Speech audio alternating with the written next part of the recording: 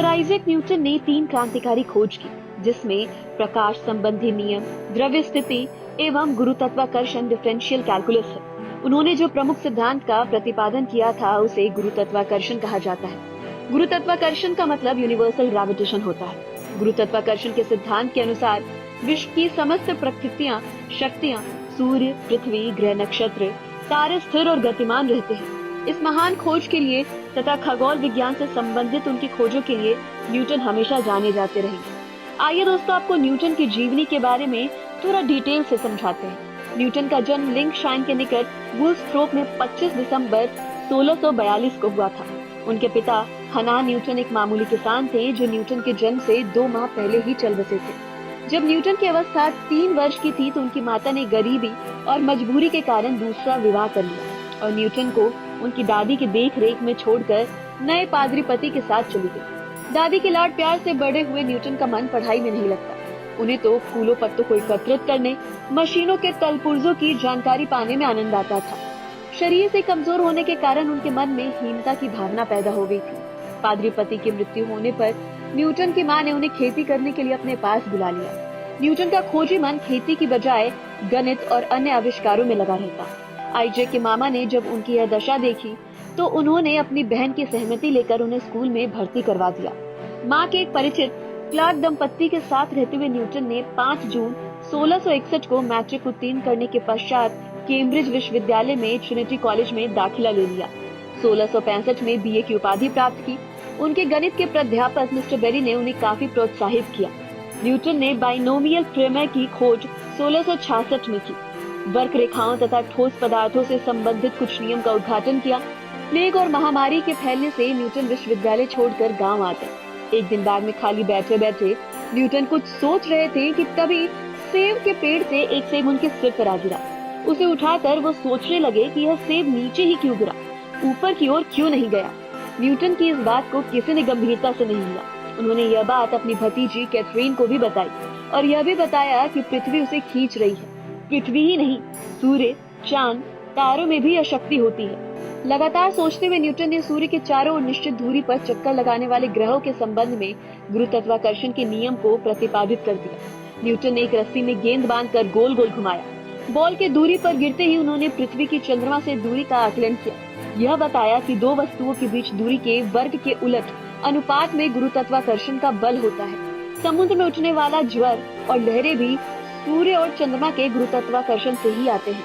सन 1667 को Newton Cambridge वापस आ पहुंचे। प्रोफेसर बैरो के अवकाश ग्रहण करने के उपरांत 26 वर्ष की अवस्था में वो वहाँ के प्रोफेसर नियुक्त हुए। न्यूटन को दूरबीन से तारे देखने में काफी रुचि थी।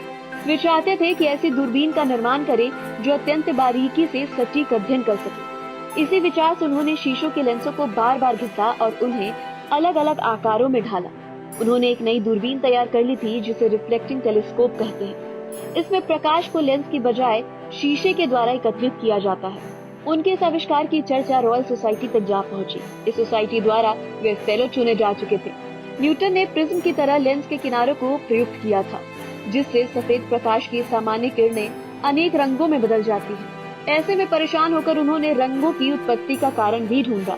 उन्हें ज्ञात हुआ कि सामान्य प्रकाश की किरणें जब एक प्रिज्म से गुजरती हैं तो वे 7 रंगों में बंटकर अलग अलग दिखाई पड़ती हैं।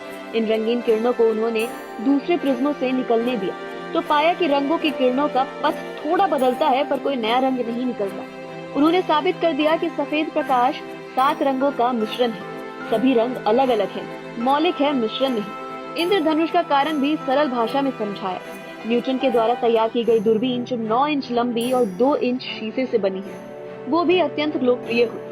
न्यूटन के सिद्धांतों पर काफी बहस हुई, किंतु न्यूटन ने सभी को सप्रमाण साबित कर दिखाया। उनकी इस विधि का नाम विज्ञान विधि पड़ा। न्यूटन ने यह भी पता लगाया कि ज्वलनशील पदार्थ की किरणें 1,86,000 मील प्रति सेकंड की गति से खाली स्थान में चलती हैं। प्रकाश की किरणें पारदर्शी माध्यम से गुजरते समय परावर्तित हो जाती हैं। जो अपार करती हैं उनका पथ बदल जाता है। सन 1684 तक न्यूटन ने अपने सारे सिद्धांतों का प्रमाण प्रस्तुत कर दिया था। उनका नाम सोसाइटी के रजिस्टर में दर्ज हो गया था।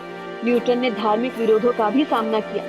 उनके द्वारा लिखी पुस्तक अर्थात प्राकृतिक दर्शन के गणितीय सिद्धांत 1687 को इस पुस्तक के प्रकाशन के साथ ही न्यूटन की प्रतिष्ठा भी बढ़ गई। 1689 में वे संसद सदस्य चुने गए। 1690 से लेकर 1692 तक वे गणित संबंधी शोध में जुटे रहे। इसी बीच उन्हें मानसिक बीमारी हो गई थी। सामान्य होने पर उन्होंने अपना शोध कार्य जारी रखा। 1697 में उनके द्वारा हल किए गए गणितीय सूत्र उनकी प्रतिभा के प्रमाण थे। सन 1705 में न्यूटन को सर की उपाधि से सम्मानित किया गया। उनकी पुस्तकों के कई संस्करण छपे। 1727 में न्यूटन फिर बीमार पड़े। उन्हें पथरी की बीमारी हो गई थी। 20 मार्च 1727 को न्यूटन को मृत्युपरांत वेस्टमिंस्टर में दफनाया गया। सर आइजैक न्यूटन ने अपनी प्रकाश संबंधी गुरुत्वाकर्षण तथा गणितीय खोजों से समस्त विश्व को नया ज्ञान दिया। अपने जीवन का पूरा समय महान खोजों और आविष्कारों को देने वाले न्यूटन आज भी संसार के महान वैज्ञानिकों में अपना एक विशिष्ट स्थान रखते हैं। दोस्तों, ये वीडियो आपको कैसा लगा हमें कमेंट करके जरूर बताएं। साथ ही वीडियो को लाइक या शेयर करना ना भूलें। इसी तरह के तमाम रोचक और अनसुनी कहानियां सुनने के लिए हमारे चैनल को जरूर सब्सक्राइब करें और साथ ही बेल आइकन को टैप कर दें ताकि आपको हर अपडेट मिलता रहे।